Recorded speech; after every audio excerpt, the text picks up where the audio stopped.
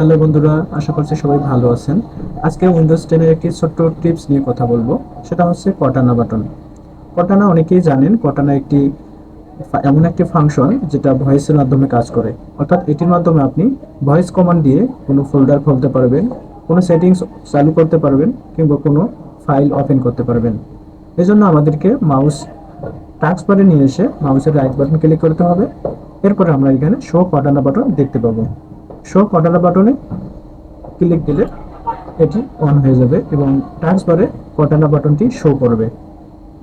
এরপরে যদি আমরা আবার আগের মতো কর্টানা বাটনকে হাইড করতে চাই, তাহলে টাস্ক বারে মাউস রেখে রাইট ক্লিক করতে হবে। এরপরে শো কর্টানা বাটনকে টিকমার্ক তুলে দিতে হবে। ওকে বন্ধুরা, আশা করছি বুঝতে পারছেন। ধন্যবাদ সবাইকে।